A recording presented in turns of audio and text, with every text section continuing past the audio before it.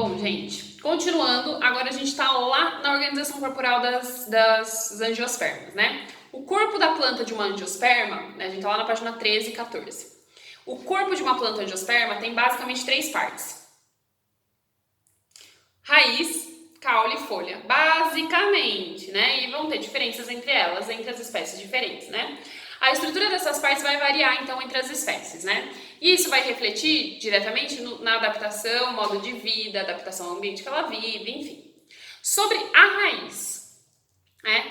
A estrutura da raiz, a extremidade de uma raiz, ela é envolta por uma... Então, tem uma raiz que é envolta por uma estrutura celular, então, formada de células, né? Que formam um capuz, que é chamado de coifa, né?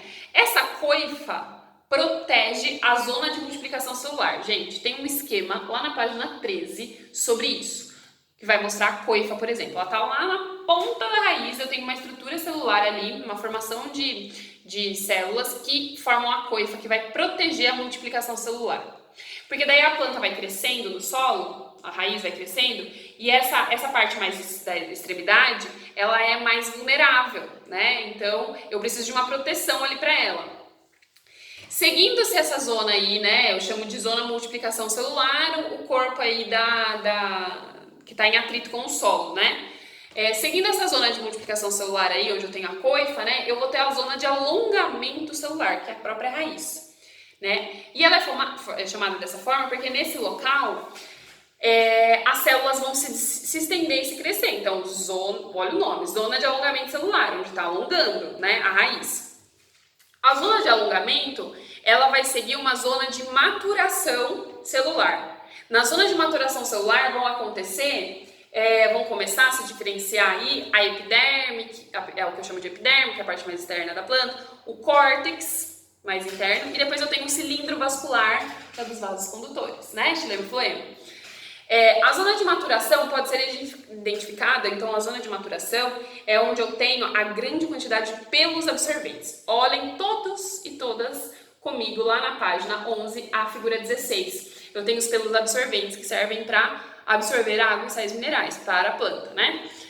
Nesse local, nessa região, eu tenho a zona de maturação celular, né? Eu tenho a zona de alongamento celular, onde está alongando, eu tenho a zona de maturação, onde as células estão sendo maturadas, né, diferenciadas, né, em pelos absorventes. Olha lá, epiderme, parte mais externa, córtex, parte mais interna, e cilindro mais interno ainda, cilindro vascular, onde vai sair os vasos condutores, os vasos vasculares. Eu tenho uma estrutura também chamada endoderma, né? Essa endoderma é constituída por células que são bem encaixadas, né, entre si.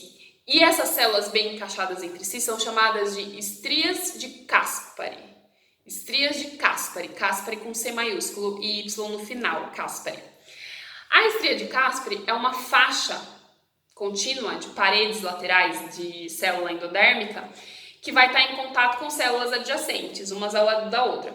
As estrias de Caspari, elas vedam o espaço entre as células vizinhas, de modo que para penetrar no cilindro vascular, a água, né, qualquer substância, né, mesmo, por exemplo, a água, ela vai ter que necessariamente atravessar a membrana e o citoplasma, das células endodérmicas, ela precisa passar por isso.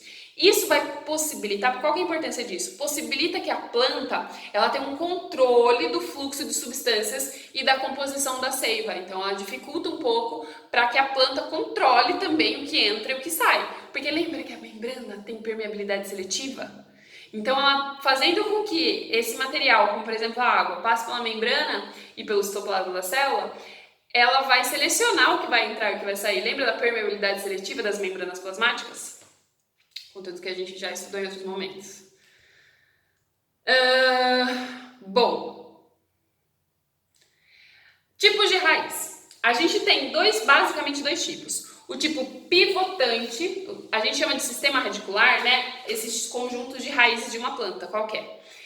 Pode ser o pivotante e o fasciculado.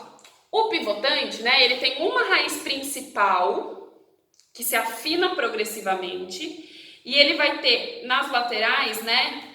Raízes secundárias, né? Da onde eu vou ter ramificações aí de raízes secundárias que vão se afinando progressivamente, né? Então tem uma principal, uma raiz principal, e dela partem várias ramificações. Geralmente vocês conhecem mais essa.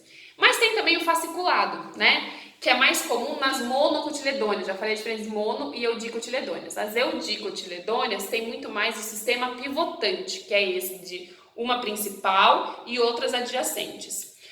A fasciculada, por sua vez, ela é mais comum nas monocotiledôneas, naquelas que tem um cotilédone unisol lá no embrião lá da semente. Eu vou ter várias raízes finas. Eu não tenho uma principal. Eu tenho um monte de raízes que são as principais. Não tenho uma só, são todas. Porque elas são finas, todas finas, parecendo uma cabeleira, né? Eu não tenho uma principal e dessa principal partem várias, como é a pivotante. A fasciculada, eu tenho várias raízes, né, finas que lembram aí uma cabeleira. As raízes de muitas plantas, né, eudicotiledônea, vão apresentar especializações. Elas têm funções diferentes, é disso que eu vou falar agora rapidamente. A gente tem o caso das raízes escoras ou raízes suporte. São raízes que se desenvolvem em algumas regiões e ela tem uma estrutura de sustentação na raiz, não no caule, como geralmente que tem a função de sustentar a planta quando o solo é pouco firme, quando o solo é arenoso, por exemplo.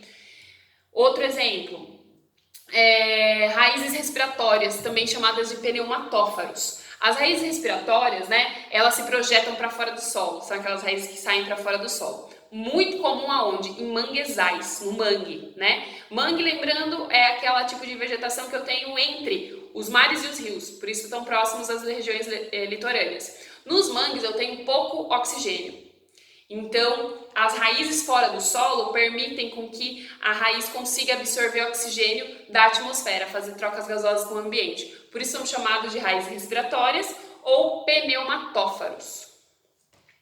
Eu tenho as raízes aéreas também, outro exemplo, que tem nas orquídeas, por exemplo, que elas crescem expostas, né? Se vocês forem em qualquer supermercado, Extra, não fazendo propaganda, mas qualquer supermercado aí que vende, qualquer lugar que venda plantas, né, vocês vão ver orquídeas, sempre é muito comum, que são aquelas plantas que ficam suspensas e que as raízes estão expostas, ela não está dentro de um vaso, né, orquídea é assim, alguns tipos, né, eu consigo fazer orquídeas no vaso também, mas elas vão crescer expostas no ar, né, e elas apresentam um revestimento chamado velame, é o revestimento da raiz, que é uma epiderme, que vai ser capaz de absorver a umidade do ar. Então, ela não fica num solo, ela não precisa estar num solo, porque ela vai absorver a umidade do ambiente gasoso, ela não precisa absorver a água do solo. Essa é chamada de raízes aéreas, tá? Que ficam no ar, o próprio nome já diz. Lá na página 16, olhem lá, tem imagens, tá? De todas essas raízes que eu estou falando. Então, por favor, acompanhem lá na apostila enquanto eu estou falando, tá? Porque uma coisa não dá só para a apostila e só a minha fala, tá? Eu tô indo bem na sequência, tô falando das páginas, que é pra gente usar a apostila também, tá bom? Eu tenho também plantas que são parasitas, e aí, por exemplo, cipó, chumbo, né? São hemiparasitas também, né? Como a erva de passarinho, que é uma hemiparasita. Ela vai ter raízes que são sugadoras. Essas raízes sugadoras são chamadas austórios. O que ela vai fazer? Ela vai estar adaptada a extrair alimento produzido pelas plantas hospedeiras. Então, uma cipó, né? Cipó chumbo, fica em cima de outra planta e com isso ela é uma parasita, porque ela tem um tipo de raiz que absorve alimento produzido pelas plantas hospedeiras, né? Então é uma parasita. Ao desenvolver raízes que crescem aí em torno do tronco de árvores, né? Então no tronco cresce a raiz de outra planta, né? Isso pode levar, em algumas espécies, à morte da planta hospedeira, né? Por estrangulamento. E aí são chamadas de raízes estranguladoras. Não é muito eficiente, um parasitismo qualquer, não só de plantas, mas a relação ecológica, parasitismo, em que o hospedeiro morre, não é eficiente para o ser vivo, porque se ele morreu, ele perde a fonte de recurso dele, né? A fonte de alimento, por exemplo. É mais eficiente quando ele adoece, deixa mal, né? Mas ainda está ali vivo para conseguir, né, para o parasita continuar tendo da onde tirar o próprio alimento, por exemplo. Outro exemplo aí, que talvez vocês já tenham ouvido falar ou conheçam, ou que é mais fácil de ver, são as raízes tuberosas, né? Que são raízes que apresentam grande quantidade de reserva de alimentos nutritivas, né? Reservas nutritivas, como é o caso dos grãos de amido, né? Então, plantas comestíveis como a mandioca, a cenoura, o nabo, a beterraba, a batata doce, né? São plantas que possuem aí raízes tuberosas, raízes que possuem reserva nutritiva como o amido, né? A cenoura, por exemplo, é uma raiz, né? Que apresenta uma raiz tuberosa, então eu posso chamar ela de raiz tuberosa, a classificação dela, porque ela reserva substâncias nutritivas como o amido, e aí ela é usada, muito utilizada na nossa alimentação, né? Bom, logo depois disso, a gente está lá na página 17, no início da página 17. Tem até uma imagem aí de algumas raízes, né? Como nabos, cenouras e rabanetes. Parei aí, tá? Então, na próxima aula a gente tem um feriado, semana que vem, né? Hoje é dia 14, então semana que vem a gente tem um feriado. Mas depois disso a gente vai entrar em caule, tá? Depois da semana do feriado, tá? Bons estudos, aproveitem esse momento aí de feriado também, né? E tirem as dúvidas, eu tô disponível. Todo o horário da nossa aula eu estou disponível no sistema único, no I, né? No sistema que a gente usa, no Uno. E para tirar as dúvidas, tá bom? Então assistam as aulas, façam resumos, estudem bastante, aproveitem as videoaulas que os professores estão gravando para vocês pausarem e assistirem de novo, que eu acho que é uma forma inteligente de usar esse momento que a gente está vivendo aí, tá bom? Espero que estejam todos bem. Boa semana, bom feriado, né? Que a gente vai demorar para se ver de novo.